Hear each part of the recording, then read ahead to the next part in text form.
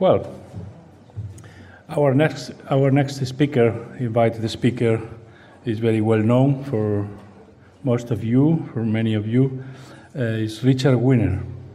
Richard Wener is a professor in environmental psychology, who is an old veteran of the environmental psychology, all in the sense of experience, because he is still very energetic and producing new knowledge about environmental psychology, as we demonstrate today, where he will contribute with a lecture dedicated to the detentions in prisons, and with the title, "Can Detention be Human and Sustainable?"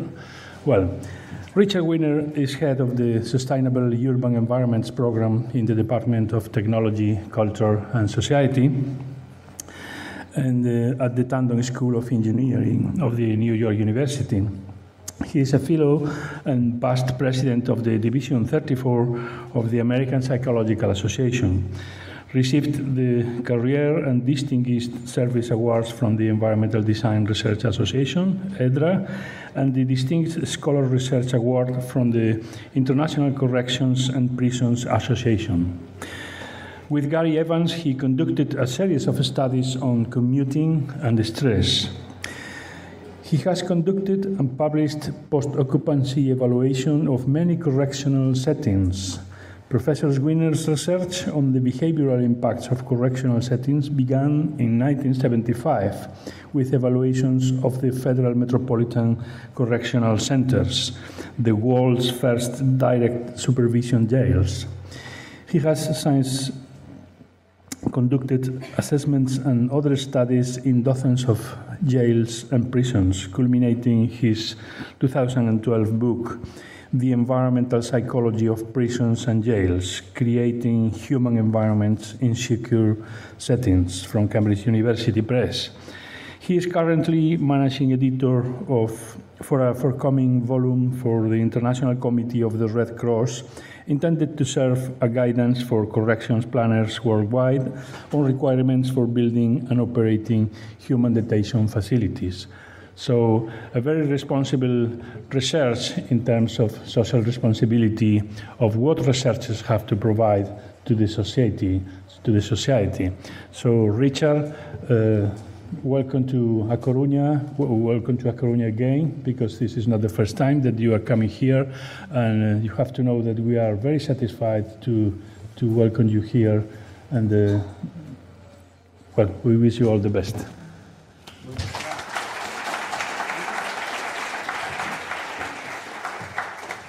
Thank you.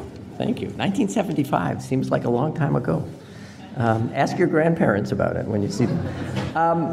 Let me say first, I want to thank Ricardo and the entire organizing committee for this conference, for inviting me to the conference, but also for the way they've organized it. I think it's been a brilliant conference with great sessions and very well run and organized, so thank you very much.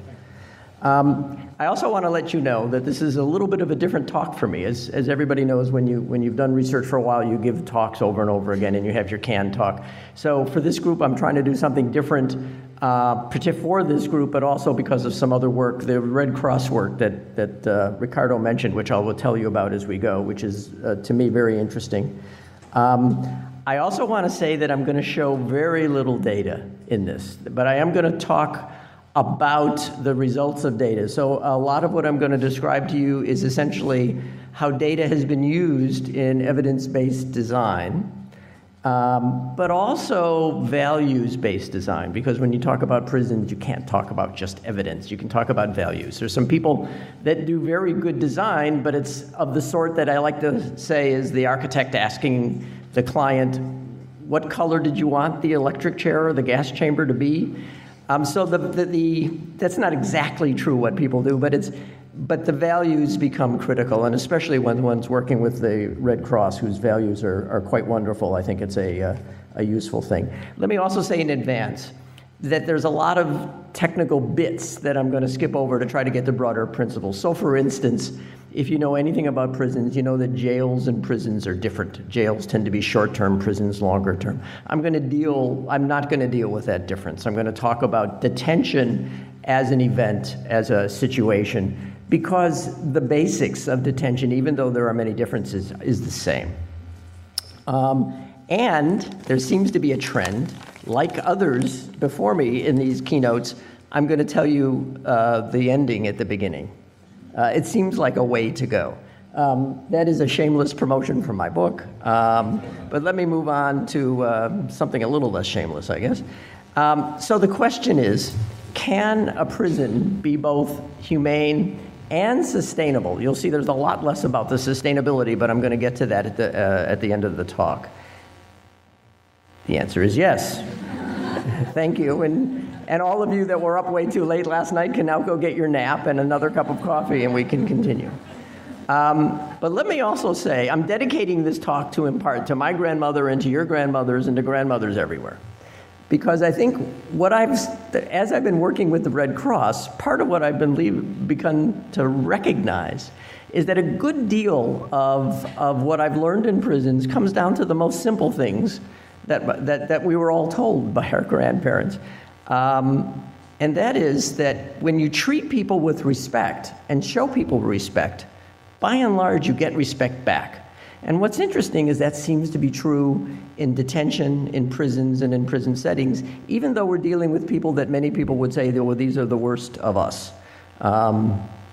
So there are examples of places. I'm going to show you, by the way, I have zillions of slides. I'm going to try, many of them I'm going to go through quickly. They're pictures. But this is some pictures from what's become the most famous new best prison in the world. This is Halden Prison in Norway. I don't know if there's any Norwegians here. It's quite famous. The Norwegians are not so happy about how much it's costing, but it's done. It's doing as good a job as any prison in the world is now of how it's trying to treat people. This is not from Halden. This is a design shot from a prison that hasn't been built in Scotland. Many of the slides, I should say, I've gotten from Yvonne Jukes. I'm going to show some things about her later. She's a researcher in the UK that's doing quite brilliant work now. She's not a psychologist, is a social scientist and someone to keep an eye on for the things that she's publishing and doing. So let me say, I said the answer is yes, but actually it's yes, but, as it has to be, because otherwise, again, we'd all be going home right now. And there are some significant caveats, and there is a bit of a longer explanation, which is going to take a chunk of the next bit of time. And the caveat is, even if a prison is humane, even if we agree, not everybody does, even if we agree that society needs protection from some people in the form of locking them up, for at least some people, that doesn't mean that prisons are a good idea. A prison being humane still doesn't mean that it's good or fair, or that it's an effective way to run a criminal justice system, or that it provides a net benefit to the community. As we'll see, let me say again in case I don't get to it later, prisons are the most expensive way to deal with crime. They are also the way that has the biggest negative impact, almost no matter what you do, on people and their family and on the community. So, given all of that, yes, you can build a humane prison. It still may not be a good idea.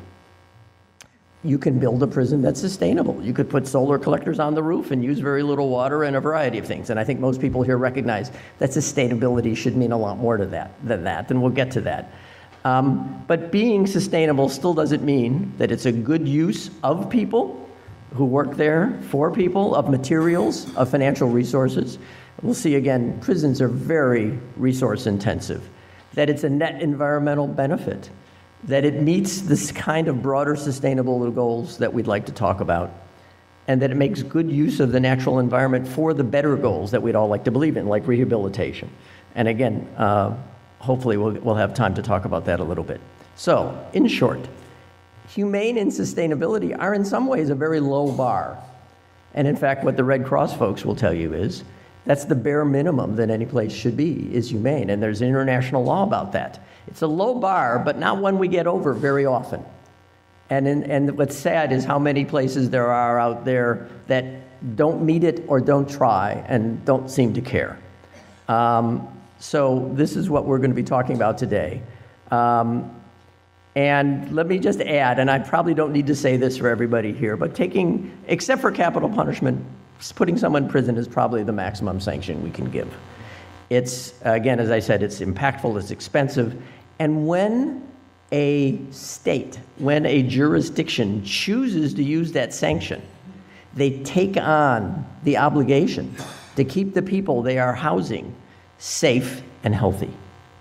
And that is something that's very important, and that's what the work that the International Red Cross is all about. Again, I'll be coming back to that over and over again. Let me just tell you now about that for a second, because I'm probably going to get lost in the slides as we go.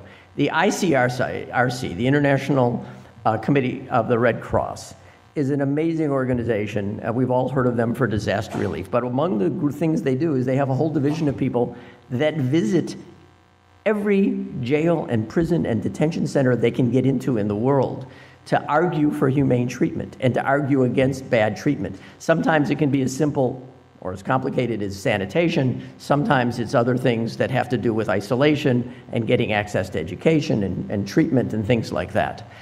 They go amazing places. These are astonishing people who visit places that many of us would be uncomfortable being anywhere near.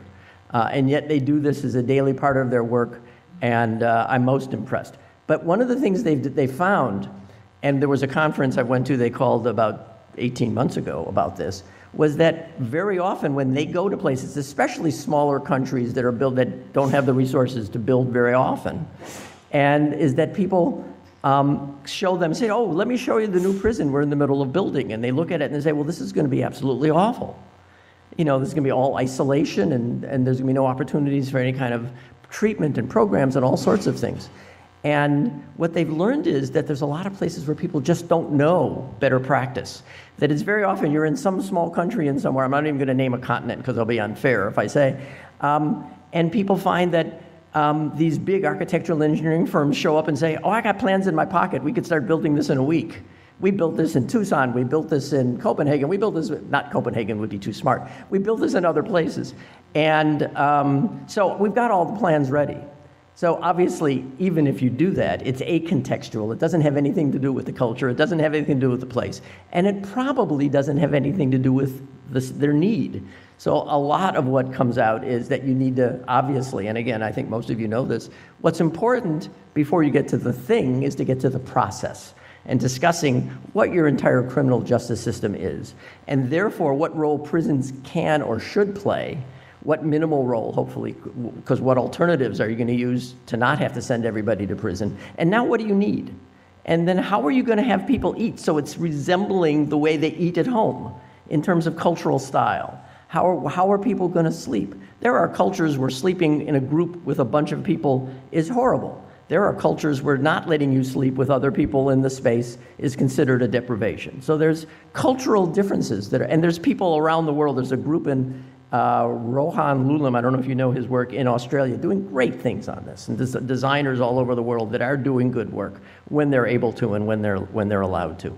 So this is what the Red Cross wanted to do, and they brought this group together, was to see if they could put together a guidebook to hand people to say, before you start building, read this and think about what you need to do. And that's what we've been working with them. I'm managing editor for this book. It should be out sometime at the end of this year. We're only about 8 months late at this point. So they're not totally thrilled, but it's probably the problem is they're doing so many other things that they can't focus all the time. So this slide tells you something about the way modern criminal justice thinks about prisons. You're sent to prison as punishment, not for punishment. This is actually surprisingly a bone of contention with some folks, especially some of the right-wing folks that are in power, like in my country. I'm from the US, in case you didn't know, and I have to say I'm somewhat ashamed of some of that at the moment, but we do what we can. But the idea that it's the loss of liberty that's the punishment. That's an idea that goes back about 150 years, as opposed to going to prison so you're treated badly. You don't go to prison to be chained and whipped. That's certainly in the modern concept of correction. So that drives a lot of what we're going to talk about. So let me give you just a little bit that I like to show my class. For any of you, I'm assuming most of you haven't been in prisons and certainly haven't been in prisons as inmates, and if you have, you don't have to tell me. I know we have a gentleman in the second row who's doing some work in prisons, and I'm very interested in what he does. But for those of you that haven't, something about a little bit, tiny bit of what it's like to be an inmate. What situation have you been in? Everybody in this room has been in, not in a jail, that's close to feeling like what it's like to feel like an inmate, where you're in the one down situation. Somebody is always above you. You have to follow the orders. If they say go there, you have to go there. You can't joke. Don't joke, because you might get in trouble. Don't talk back to authority, because if you talk back to authority, something bad's going to happen to you. Where have you been in the last couple weeks like that? Yes. Been through airport security lately? Whenever I go through, I say, this is what it feels like. You know? You get in that line, and if you joke, at least in my country, if you joke, they pull you out. You're missing your flight.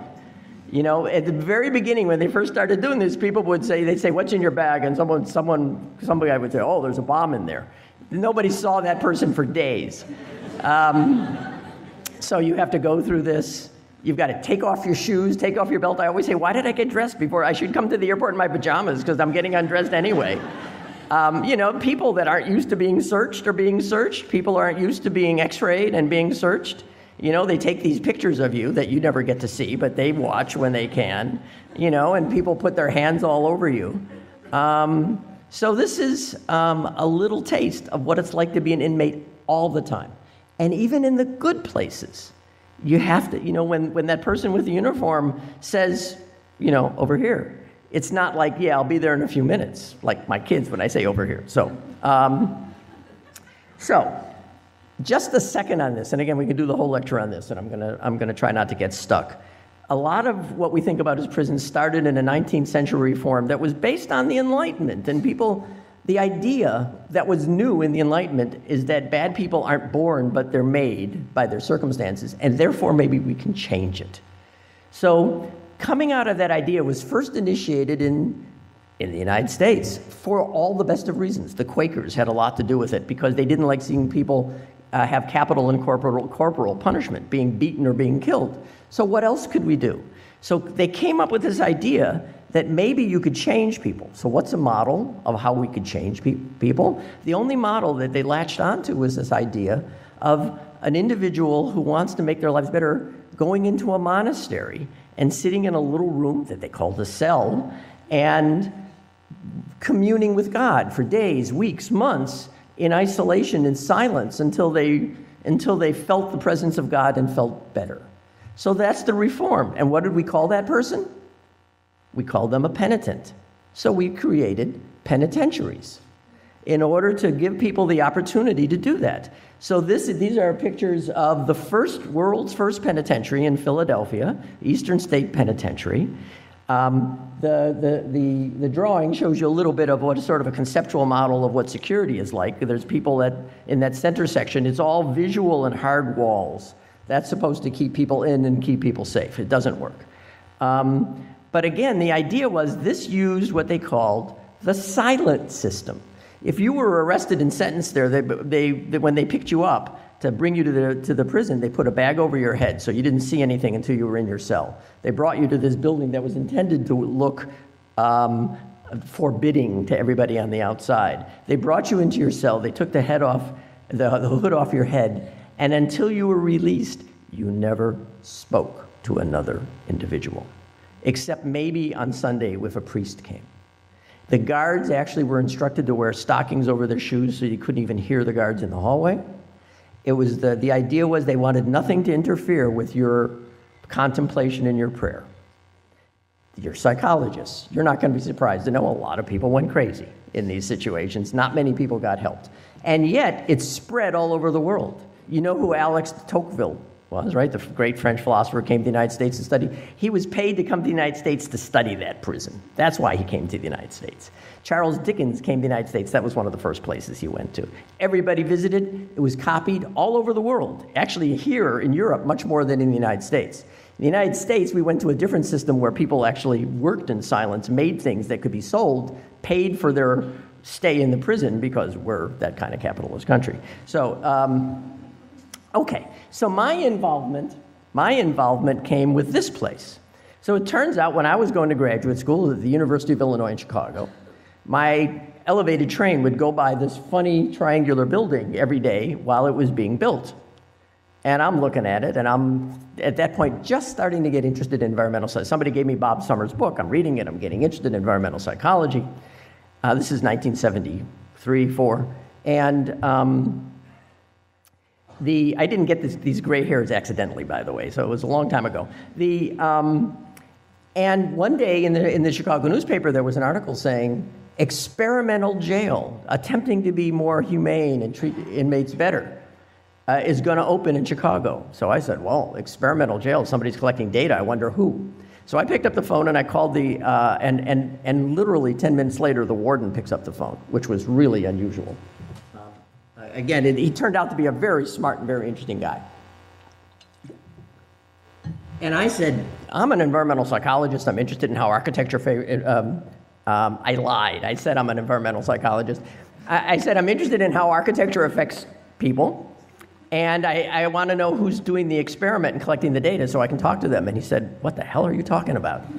And I swear to God, 2 weeks later, I had a contract from the U.S. Bureau of Prisons to do a post-occupancy evaluation of the building. I found out many years later that the reason I got the contract is while I was sending my memo to him saying what should be done, the head of the Bureau of Prisons was getting yelled at by Congress. We spent all this money on these new jails. How come, do we know if we spent our money well? So they were looking for anything that they could do, and they figured, well, this is piddly and inexpensive. We can do this too. And I'll tell you, let me tell you a little bit about what they did and how amazing it was. That's the triangular design. Everybody thought that triangular design was great and amazing because it gave you good visibility, right? Oops. Okay. And so it got copied. So there are triangular places all over the world that use this design. I got to interview the architect, a guy named Harry Weiss, very famous in Chicago. And at one point, it was late in the afternoon. He saw me at about 6, 7 o'clock. And I said, so how did you come up with the triangular design? Why did you build it triangular? And he just sort of laid back. He put his feet up on his desk. He had a scotch in his hand. And he said, you know, all my life I've wanted to build a triangular building, and this is the first client that would let me do it. So this is why these things happen. But this is what it looked like inside. He tried to use home-like colors and materials as much as possible. So this is what the goals were for the Bureau of Prisons. This is a shortened version. They wanted the place to be safe and secure. They wanted the place to reduce some of the trauma of being incarcerated. They wanted it very visible so people could see what's going on. But we'll talk about direct supervision in a minute. That was the key to this. They wanted to reduce some of the symbols of incarceration. No bars, no drab design. They wanted colorful. They wanted it to look interesting. They wanted open movement. They wanted an inmate to be able to walk over to a counter and pour themselves a cup of coffee. And they wanted to give the inmates some privacy. And privacy in the way we're talking about, there was a very nice presentation. Is she, are you here? There you go, a privacy expert up there. So we have so this was what they did. And what they did was an amazing experiment. They came up with a program, a detailed program, years of a committee working. And they basically said, we believe that bad design, institutional design, makes people bad and that people will act better.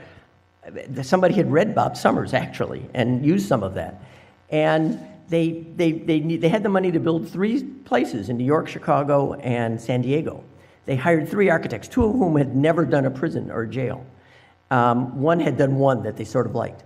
And they said, take this program, come up with the design, don't talk to each other. We want to see what you come up separately. So it was almost like a controlled experiment in a way. It's fascinating. We got to do POEs of 2 of the 3 and a short visit of the 3rd. That was really how I got into the field, the people that I was working with also. So the most revolutionary part of this is what they call direct supervision. The idea of direct supervision is you get away from the notion that the way you keep things running safe and keep people from escaping is by having line of sight and by using hard walls.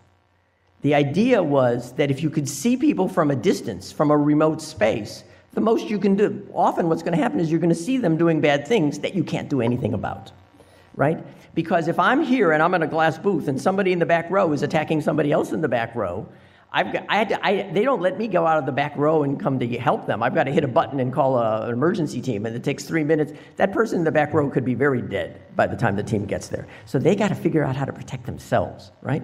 Direct supervision said, no, we're going to have the staff person, the officer, right there with the people. So it would be like on this stage having 10 inmates and me hanging out like this, with nothing more separating them from me than you and your students in a classroom, and maybe safer than you and your students in your classroom. So the correctional officer is in the living room, is in the living area. The idea is they seriously meant to supervise, not surveil. I mean, use all your senses, not just your eyes. You hear, you feel things, you talk to people. Weird, but you actually talk to people and communicate, and you learn things by communicating. So you talk to someone and you find out that someone just hung up with their wife who says they're leaving them, and they're about to explode and break something and hit somebody. And you say, look, if you do, it's only going to get worse for you. It's going to be another charge. You're going to get sent to a less good place to stay. Do you need someone to talk to? I'll get a counselor up here. Do you need to go into your room for a few minutes and cool down?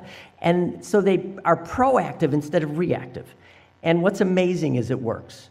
It redefined the job of the officer, the corrections officer, instead of being a hard ass, as being a person who actually talks to people.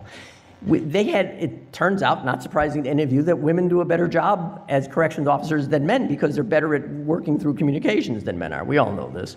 And the inmates had, as I said before, relative freedom within the unit, and they used they asked for what they called normative design, less institutional, to change.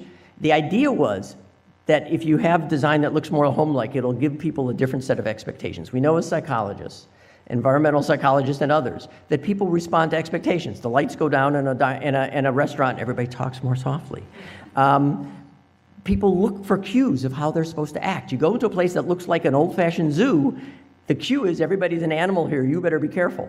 And people respond that way. They really do. And when you give people a place that makes it look like you expect them to be human, they act more like human beings. And it really seems to work. So that's back to your grandma. If you treat people like animals and expect them the way, they will. If you treat people like human beings and expect them to act that way, they usually do. So these are the 3 places in those 3 cities. This is the one in Chicago. You see Harry Weiss tried to use a lot of wood.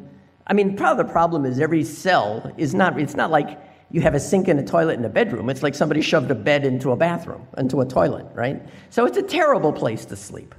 And in fact, some of the experiments that are interesting is creating what they call dry cells with airplane-type toilets outside the cell. And it makes some sense. It still doesn't get done very much. But the one on the lower right is Contra Costa, California, the first non-federal place to try this design.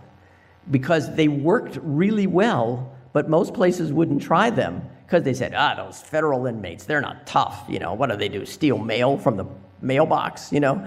My inmates, they're tough. They never would go for this. So finally, a guy in California tried this, and it worked even better. They actually called me just before they opened and said, by the way, we used your report when we were planning the jail. And I said, couldn't you have called me, talked to me, paid me something? So, but we actually did a post-occupancy study of this. It worked amazingly well. It worked even better. They actually corrected some of the mistakes we had talked about. One of the things they didn't change that we had recommended is we had said put louvers on the vents in the room, because inmates always complain that there's this cold air blowing on them. They don't have any real blankets to pull up, and they say we wake up cold. So we wake up sick. So what they would do is stuff towels in the vents, and then the management would complain the inmates are sabotaging the system. And so we said, put some louvers in there so they can close it, but nobody wanted to do that. So the night before this place opened, there was I'm going to get into telling stories and run out of time, but they had a VIP night. They were so proud of the place. They invited politicians from all over the state to stay there. And a friend of mine actually worked the place that night, went around getting everybody settled, went around in the morning, getting all the linens out and all of that. He said he went around in that next morning, and half of the people had shoved towels into the vents. So it's a human thing. You try to control what you can control, right? So this is direct supervision, that triangular model. Oops, what did I do? Okay, so again, these places worked amazingly well. In fact, we have quotes of sheriffs that went through there to visit before they decided to build, and one guy said, I've never seen a place so calm. I thought they had all the inmates on drugs. because I just walked through, and the first time I went to the Chicago place, they took me onto a floor with 44 guys in yellow pajamas running around the room, and orange actually. And then the officer that was there said, "I've got to be back in a minute, I got to get something," and walked out, left me there with these guys. And I'm going, what's going on? But they just, they were doing their thing. Most people in jail and prison just want to get through the day. They don't want to, again, it's different with kids because we know that adolescents have parts of their brain that aren't quite developed and all of that. But in general, most people don't want to be hurt. They don't want to hurt you. I'm going to get into that more later in terms of the theory of why these things work. So these things were successful. If you want to see the studies, and you don't have to buy the book. I'll send you the article. But but if you buy the book, that's okay too. But very low vandalism. They built one in New York. They took the old New York Manhattan jail. It was called the Tombs, and a judge shut it down for being a violation of civil rights, of human rights, and violation of the Eighth Amendment in the United States. And they rebuilt it as this kind of direct supervision jail. It went from several serious incidents a week to like 2 minor incidents in a year. Same inmates, same staff. So, but with a warden that really believed, by the way, there is what a good colleague of mine calls the Tinkerbell effect. A lot of it has to do with people running it, believing in the system and believing it works, right? You clap and Tinkerbell's alive. So, okay. So the Red Cross is doing what I told you about, and that's been the focus on what I've been working on now. And I'm involved with them largely because of this work and because it's work on a humane system. There are other people, most of whom are not psychologists, but they're architects that do very good work in this area. And so the Red Cross wants a book that can be read by someone in Tucson and someone in some small town in a developing country, a low-resource country. And so that's very tricky, and that's what we're trying to do. So we're trying to create essentially a manual that asks people the questions they should be asked. They've actually, if you go to the Red Cross site, you might be able to find this little cartoon a little short video that explains all of this. I was looking for, the URL has changed, so that's why I don't have it for you. Again, this imported design business is a real problem. So let me get into what I think is the main thing that I want to talk about here, which is humane treatment. What is humane treatment?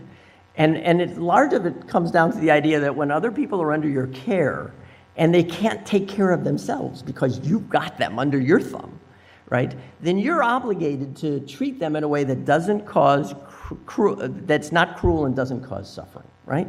Turns out that the UN has addressed this, and they've addressed just a slide of old classic ways. We've always locked people up, and we've usually done it in a pretty bad way. For you Brits, that's a shot of an old 18th century British institution. But it turns out the UN in the 50s, and then just revised a few years ago, put together a group of statements about what humane treatment is that they call, appropriately, the Mandela Rules, and that are generally recognized as appropriate around the world, even though they're not always or even often followed. And the Mandela Rules is basically, the most basic statement of them is that the principle of treatment of respect for the dignity and value as human beings.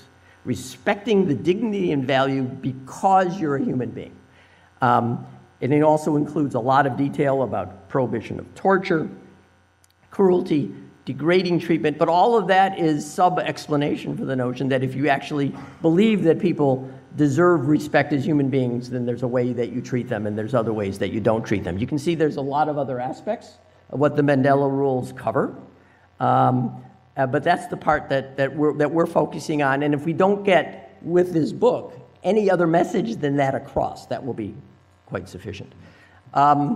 So for this book, the Red Cross, and again, a lot of this comes from their staff, not from me, have come up with 4 basic principles of humane treatment. I'm only going to talk about a couple of them because we don't have the time. And the first 2 are the ones that are most directly related to the issues I want to bring up. First is, like the oath that doctors take. Before you do anything else, do your best to do no harm, right? If you do nothing else to help somebody, at least try not to make them sick, at least not to try to destroy them mentally if you can. That's not so easy when you're locking somebody up. Provide, and this goes back to what we saw in those original jails, try to provide environments with the maximum of normality. It turns out that's almost a contradiction in terms, because once you're locking somebody up, I once talked to an inmate who said, they say this is a country club for inmates, that we're in a hotel. And then he turned to me and said, it's not, but even if it were, how'd you like to go into a Holiday Inn room and somebody locked the door and you have to stay there for 60 days? Or 80 days, or 3 years. The act of locking somebody up removes the normality, but as much as possible, you want the environment to resemble a normal one. To provide an environment that supports health and personal growth. This is what some of the prisons in Scandinavia are doing better than anybody else. That the day you get there, you talk to somebody about how you're going to exit and what you need to do to be able to exit and reintegrate. That's a big term. To reintegrate into the community, as opposed to come out and have no sense of your community or how you belong, feel like you're different and a part of the community. So the personal growth that you need to get to the point where you don't do the stuff that got you in there in the first place. And as a part of that, there's some redundancy in these to help people maintain their connection to society. Part of that is, where do you put the prison? If you put the prison way out in the middle of nowhere, your family can't come, you don't see the people from your work, your friends, all of these things. So you're less connected, right? Okay, so let me talk a little bit about the do no harm part. So there's a couple aspects of that. There's safety, stress, and self-harm, the suicide, all of which are issues. Okay, so the safety part gets into some of the things that I think are really interesting here. So how do you avoid physical and sexual assault, right? And one of the things we have learned is you don't do it by having good visibility and by having bars and hard surfaces and things like that. It doesn't work. That the places like that are the most dangerous places anywhere, right? And so one of the reasons, when I was doing this work, I was really lucky. Most of the people that had written on prisons because they studied really horrible places.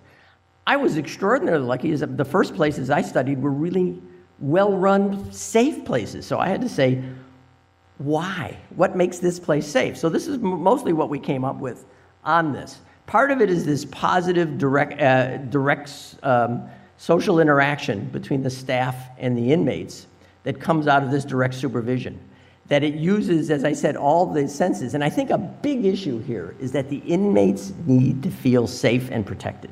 And the notion is, if the officer is right there and can intervene when someone starts threatening you, then you feel like the system is going to keep you safe and you don't have to do something about it yourself.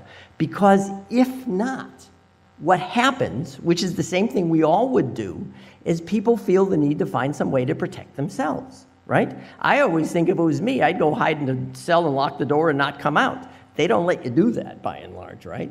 They actually wake you up at a certain time and get you out for breakfast, and you have to hang out a fair amount of the time. So then what do? How do you keep yourself safe? If there's no staff that'll keep you safe. Well, by and large, there's a couple ways people do it. You can make or get a weapon. It turns out there's no institution in the world where people can't do this. But the weapons are largely defensive. And when you find weapons, they always do searches and they turn up weapons. When you find weapons, it usually means that people feel threatened and therefore they had to get them. Because there's bad consequences to being caught with a weapon. You're not going to get one just for the heck of it, right? And mostly people don't get them to attack somebody else unless it's defensively attacking someone who's threatening them. So the idea of weapons is, how do I protect myself? I'm a little guy. You may not have noticed, but I'm not a big guy. So if my presence is bigger, but I'm a little guy. So if I was in there, maybe I'd feel like if I had a knife on me, I have at least a shot if some big guy attacks me, right? The other thing you do is you hook up with other people, So it's like, I'm part of if you attack me, these big guys are going to hit you, so you better not, right? And that's the basis of a lot of people ending up in gangs, right? And in the United States, at least, that breaks down by ethnicity and race, by and large, right? You're automatically connecting with the other white guys or black guys or Hispanic guys or Chinese guys, whatever it is in the place. And that's, again, it's bad. It's kind of like Europe before World War I. One guy starts a fight, and pretty soon everybody's fighting. So it's a dangerous thing, right? You didn't think you'd hear about World War I today. Okay, the other thing is that people take it on themselves. They act out. They act macho. It's like, you hear this a lot. How am I going to keep people from attacking me? I'm going to find the biggest, strongest guy and hit him over the head with a chair, and then everybody's going to be afraid of me. Or I'm going to act so crazy, they're going to be scared, because crazy is unpredictable. Nobody likes that. So people do these things. Now, any one of these things makes everybody more dangerous. And the staff know that. When there's all this stuff going on, they back off too, which sort of becomes this cycle that gets worse and worse and worse, right? So one of the reasons I think direct supervision works is because it interjects the staff person right there. And if they're good, and there are good ones, I've seen good ones, who are trained and know what they're supposed to be doing, and they're there to intervene, then all of this other stuff breaks down and fades away. It's not like this is lovely. It's not like it's a place you want to go hang out for your vacation. It's not like these are people you want to invite home for dinner, by and large. But it's, again, people want to stay safe. They want to do their time and get out, right? And if they don't have to do something bad to defend themselves, they won't. Okay. So I think this is part of why this all works. If they had asked me before they built those places, I'm not sure I would have had the bravery to suggest it. But they had tested in little bits the Bureau of Prisons and saw it worked. And they were confident enough to do this. And they took a huge risk. I wish the current Bureau of Prisons was as good. So another aspect is basic ecological theory, right? Scarcity breeds competition, which leads to aggression. You see it in animals, you see it in humans, right? Put too few toys in a room and the kids will fight over them, right? Prison makes everything scarce. When they allowed cigarettes in the old days, people would use cigarettes as money. Now it's other things. It's candy, it's telephone time, it's whatever. And again, scarce resource creates fights. So if you have too few TVs, or if you have let me start with telephones. If you don't have enough telephones, people get in arguments about, I've got to call my wife, what are you doing on that phone? Get off so I can talk, kind of thing. If there's only one TV, it's why are you watching a cartoon? There's a sports event on. So you find some of these places where there's 4 TVs, there's no arguing over the TV channel. So it's sometimes as simple as that. You build a $150 million jail. It's not that expensive to buy an extra TV or two. Okay. And of course, there's environmental stress, right? We know a lot about environmental stress, so I'm going to go through this quickly because you guys are all pretty much experts in this. I learned a lot from working with Gary Evans and reading the stuff that you guys have written on this. But being in a setting that's a 24/7 locked setting makes everything worse. You know, that little noise that you can live with when you don't have a choice about it becomes torture. So we got lack of privacy, right? Again, we're talking about privacy. It's a big issue in prisons because you don't have control of who sees you, who touches you, who gets close to you. You know, how would we all do if that's where we had to go when we needed our toilet break, right? These are places that still are like that in some cases, right?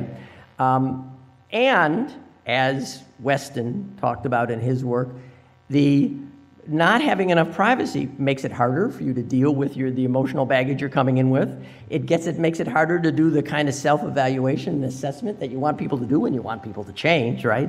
So all these things get worse. Okay, how am I doing on time, by the way? You okay? Is that clock right, or it's not right, but if the minute hand is okay, then I'm okay. Crowding, still a huge amount of crowding, right? It's a big part. This is an actual shot from California. At one point, California was so crowded, they had the entire number of beds equivalent of people in buses at any one time circulating between prisons, and they would keep the buses going because they didn't have places for them to land. So you have places like this, and this sometimes becomes, again, a cruel and unusual, the Eighth Amendment to the United States Constitution issue. But the courts let prisons get away with a lot. Courts don't want to get involved in prisons as much as they can. It has to be really bad for the court to get involved. So the crowding is pervasive. And isolation, you've heard about. Isolation has become a big issue. And I'm happy to say that isolation is being challenged, and that prison officials are coming forward now in many cases and saying, not only is isolation bad for the inmates, but it's bad for the institution. It doesn't work, it's not necessary. It's the kind of thing that officials rely on when they don't feel like they have another option. Take that guy and stick him in isolation. And oh yeah, that was 3 months ago, we forgot he was there. And we know there's a lot of research on isolation. That isolation is bad for people while they're in there, it's bad for people when they come out. If you're mentally ill, you're more likely to be sent to isolation. So fortunately, there are increasing limits on the use of isolation. Still too much in too many places. There's many good people that are doing a lot of good work on isolation all over the world. Noise. It's the number one thing that inmates complain about is noise. That you've got these hard surfaces, you've got so many sources of noise. You've got loudspeakers, you've got TVs, you've got 50 people talking all at once, you've got doors banging, you've got things flushing and other sounds being made all day, all night. So if you talk to the staff and the inmates, the first thing they'll always tell you about is how noisy this place is. And you've got, oops, my lighting slide went away. I'm sorry, I had a slide about lighting, but you guys, Terry was talking about lighting yesterday. Part of the problem with prisons is you've got really bad lighting. You don't have enough lighting in the day. I mean, if you talk to the lighting experts, the physiologists, as Terry was talking about, oh, we did this again? I don't think I did anything here. Okay. What's buscardo mean? Does that mean get the technologist? Okay. So the problem with lighting is that you've got these places that are largely interior, and in many places inmates don't spend a lot of time outside. So you have to rely on either really good, again, if you talk to the lighting experts, you have to have really bright interior lights or good daylight, and many don't have either. So, and you've got too much light at night. Because again, you talk to the sleep experts, you need good light during the day and good dark at night to sleep. So you've got, I'm going to get to sleeping in a minute, I hope. So that's a big problem too. And of course, you guys all know about nature. There's many prisons where you don't have an outside view to see the sky, and you certainly don't have a view of anything green. That's probably more the rule than the exception, right? And then you're always worried about being assaulted. You're bored. When you're not scared, you're bored. You're more often bored than scared in most places. And you've got all these other stresses, right? You can be too hot, you can be too cold. It can smell bad. There's a lot of different kinds of stresses. So what do we know as psychologists about stress? Well, stress is worse. Stress is stress partly because it's involuntary, because you have low control, right? That little sound that you can't get away from, right? And it's variable. It's not like a constant hum, so that, the Singer studies, that makes it worse, right? The levels of these various things can be very, very high, right? So that the standards say that the sound level shouldn't exceed 70 decibels during the day, but very few places make that. Oh, there we go again. Okay. So I don't think I'm doing anything. I don't know what's going on. Okay. Tell me if it's me. So you got extreme levels, plus we've got very long-term exposure. So when somebody's exposed to noise, exposed to crowding for days, weeks, months, maybe years at a time, light isolation, that becomes a really big problem. Right? And we know from the research that multiple stresses can be cumulative, right? You can have all of these things happening to you at once, or many of them. So we've got all of these events that make stress a problem. And I'm going to try the arrow and see if that does any better.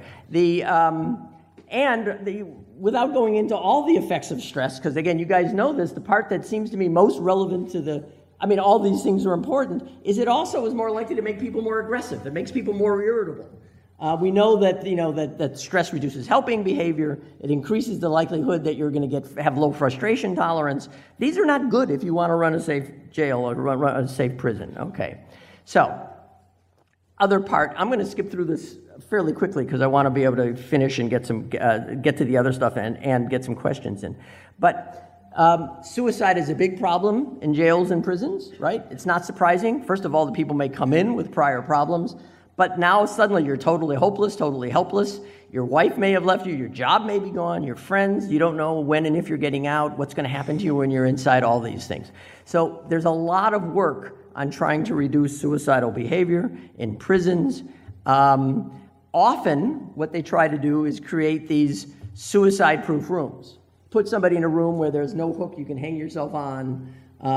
There's nothing that you can take and turn into a shard of glass to cut yourself. They work in the very short term, but they actually make things worse because you're so isolated, it's so monotonous, that it's considered only a very short term, hours kind of solution, not days. And by and large, the woman named Chris Tartaro, who's done some really good work on this, that by and large, what seems to work better, again, with people who are suicidal, strangely enough, is putting them with people.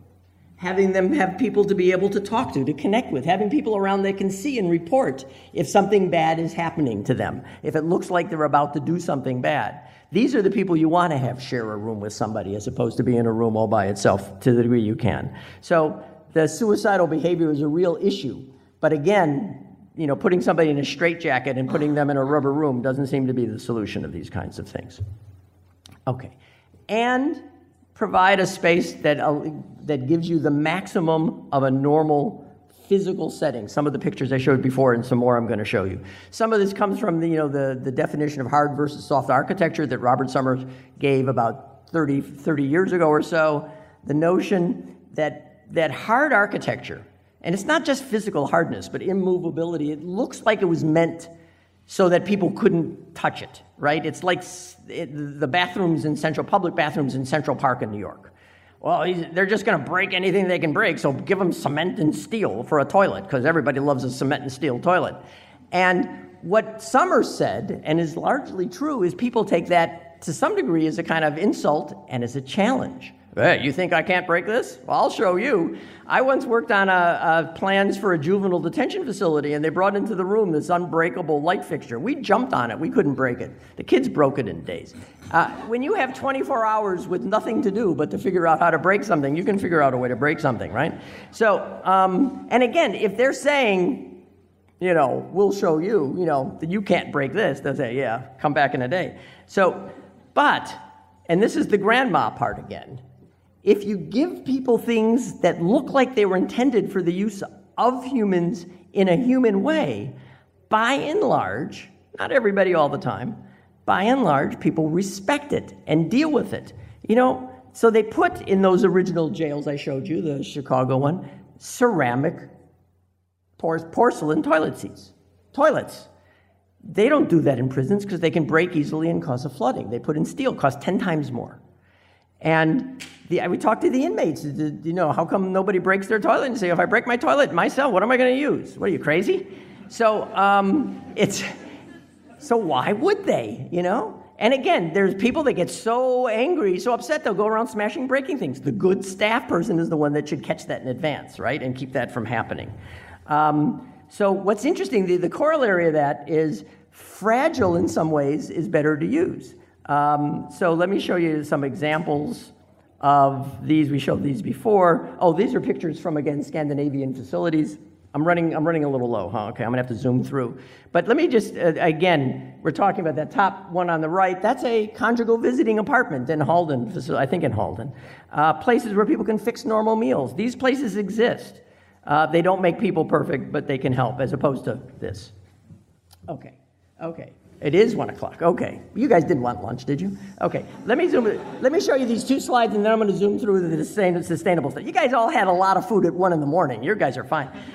Okay, so in that Chicago jail, Weiss did something that I would have never recommended in a gazillion years. He said, let's put in the cheapest light bulb we can find, so if it breaks, it doesn't cost anything to fix. So they actually found a light bulb that was a frosted bulb, plain bulb, that they put in there. And they were never broken. There was actually one place where they were broken. They put them in the wrong spot, and it was where your shoulder would hit walking by, and then the staff would break it as often as the inmates by accident. So again, these are not perfect people. They do bad things. They do bad things to stuff that you would wish they wouldn't do. But by and large, it's their light. They want to be able to. The thing that made these bulbs not broken is this amazing technological advance that they put into the rooms. It's called a light switch. Because a lot of times when inmates break the bulb, it's because the light's on and they're trying to sleep and they don't have control of the light. You give them a switch, they flip it off, they go to sleep, right? Okay, so a couple quick things. I'm going to skip this. I think there's a huge amount to do about sleep and sleep disorders in prisons because of all these things. It's noisy, it's smelly, it's all these problems. Let me get to the sustainability part. And nature. There's some people doing great stuff with nature. A little research on nature having positive effects in prisons. Here's a woman named Julie Stevens at Iowa State University, who's a landscape architect going out and designing great gardens for women's prisons, and they love it so much they're bringing her into every prison in Iowa right now. Meditative gardens, vegetable gardens, they're doing great stuff. There's a few more pictures later of these kinds of things. So one of our hypotheses is that in line with the talk yesterday, you give people good outdoor space, they'll be more active, they'll be more restored, and they'll sleep better. And I think sleep as an outcome measure is something that we haven't seen, and I think could be useful to that. So let me go through now and get to the sustainability thing. Oh, this is Sheriff Joe Arpaio, who was this horrible sheriff who was actually convicted of violating civil rights, and Trump pardoned him the other day. Okay, so sustainability. So I'll do this very quickly, Ricardo. Prisons are very resource-intense places. They use a lot of energy, a lot of water. Actually, one of the problems is prisons are run on video cameras and electric locks and things like that. And then a Western architect goes in and puts one in a place where nobody has electricity 24 hours a day because it goes off 3 or 4 times in the day in some places in the developing world. And then they got to create a generator, and it's got to kick in, and they got to get scarce petrol. So the technology, in many cases, becomes a problem too. And this is part of building non-contextual design.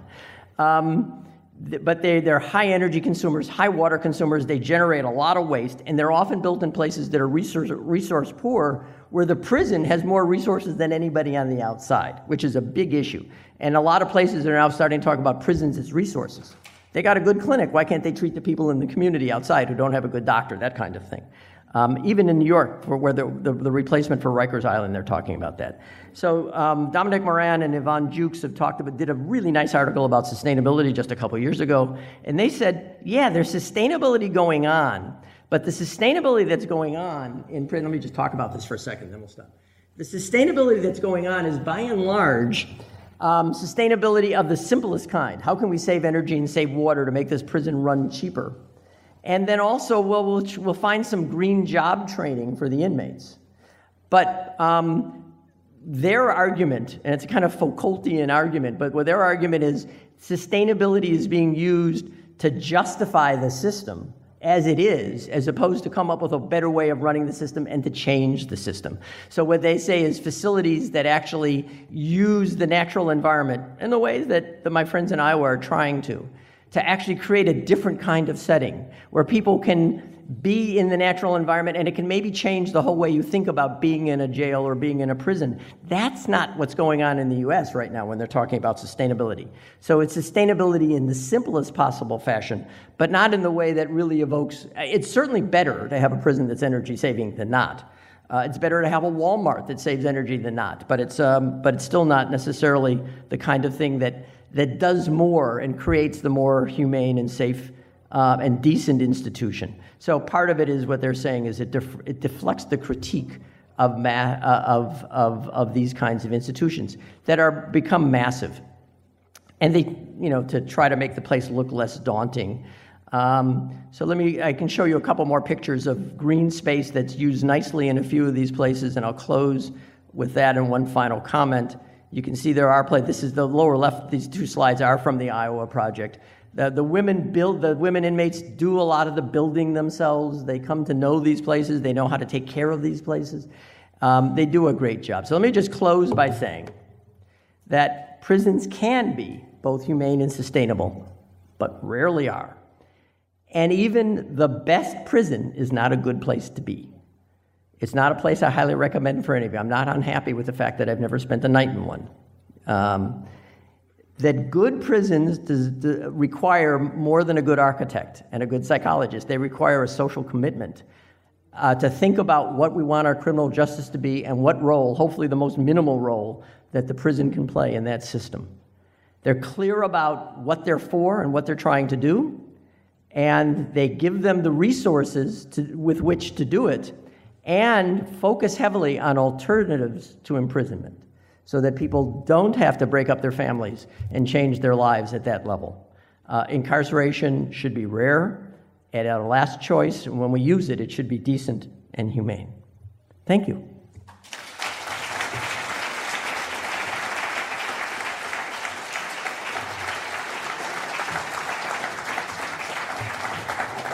You're all too kind.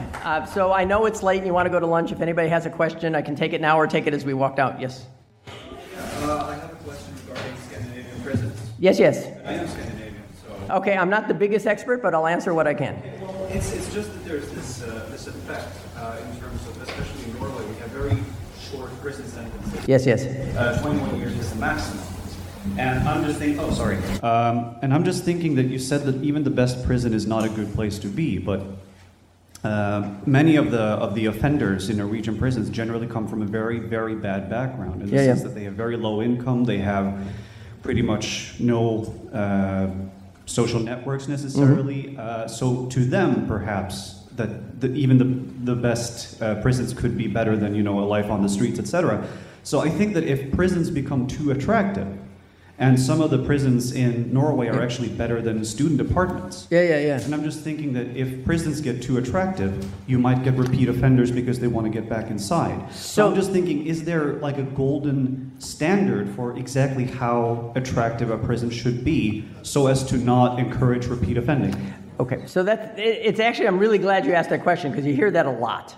In America, when people ask it, they ask it with a lot nastier edge, but we hear that a lot. So the response is, and I don't have a lot of hard data backing this up, but I think there is some, and it's generally true. The answer is, first, there's no rule, but secondly, very, very rare that somebody wants to go back into prison. I mean, you see, we all saw the Shawshank Redemption and the guy that got out and couldn't survive and that kind of thing. By and large, it may look better than your dorm or than somebody's hovel, but they can go out and in and out of their hovel, and they can go hang out with their wives, and they can go to work. That the only time I've ever heard anybody ever say, well, these people may not mind it as much as being out were for certain kinds of refugee detainees. And I think even there, certainly what we've seen is it's mostly not the case. The refugees want to be somewhere else too. That by and large, with a few exceptional cases and maybe where there's underlying mental illness, being locked in defines the situation. So, take that dorm room and put a lock on it that you don't control, and it becomes a whole different place. Thank you, sir. Thank you. One more question, abusing of Any your other? tolerance. Yes, sir. Gustavo. Go ahead.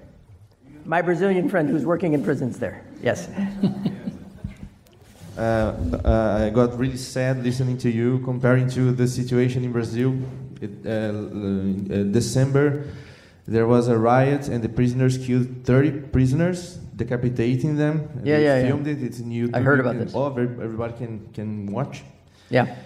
Do you know of any place that actually managed to change the prison system in a broad sense, from a disaster and a catastrophic phenomenon to something more humane? And it's a wishful question. Well, I actually don't know enough about what's been done to change. First of all, by the way, and again, I'm sorry, this gets into longer. Part of the problem around the world outside of U.S. and America is the history of imperialism and colonialism. And most places outside of the U.S. and Europe got their prisons from the colonialists who superimposed them as a way of helping maintain control over the population, and then left them there, and the often dictators who took over found them very handy to be able to use too. So you're left with a legacy of that. My understanding is that the problem is that the people who lock people up sort of lock the door and then go away, and the places are run by the gangs that are inside. And it's probably true, or at least it is in a lot of places, that there are people that are part of the external gang, but a lot of other people inside that sort of have no choice but to act and become as part of the gang, because otherwise they can't survive, right? In general, and I have to say, I don't know enough about your situation to be able to comment on it. In general, the odd thing I've come to believe is that people are people are people are people, right? And that people will respond with cultural differences and all of that similarly if it's done appropriately. The problem, I think, there and other places, there's some interesting situations in the Philippines. The Philippines, they also lock people up and the staff don't do anything. But they also tend to, it's a different situation. I actually heard of a story in the Philippines where after a typhoon, the warden said, all you guys have family out there that are in big trouble, I'm gonna open the gates, you guys all go, come back in a week. Everybody did, because they knew if they didn't, that nobody else would ever be let out again for that, right? Amazing story. They do some horrible things in the Philippines too. But I've talked to people that are experts in gangs and prisons, and what they say is these same issues work whether somebody's in a gang or isn't. The key thing is that the people running the prison have to accept responsibility for what goes on inside. We've had this debate over and over at the Red Cross stuff. To lock people up and walk away means that's going to happen. So if you create conditions, small enough numbers of people in a space, trained staff that know what they're doing, people that recognize the problems, maybe typically 5 or 10% of the people that come into a prison can't be in that kind of open setting, that you remove them to a tighter setting so that it's better for everyone else. If you do that kind of thing, I have no reason to think that it wouldn't work, but that doesn't mean it wouldn't be very, very hard in Brazil. And there are Red Cross people that are in Brazil, and we could talk to them and see what they think about this. I think it'd be very interesting. Okay. Well, because the time we have to finish here, and it was a very pleasant lecture. Thank you very much, Richard, and welcome again to our university. And I am sure that we should be very happy to continue discussing with you about this really interesting subject. Thank you for calling the attention of the environmental psychology for this setting, for this responsible setting.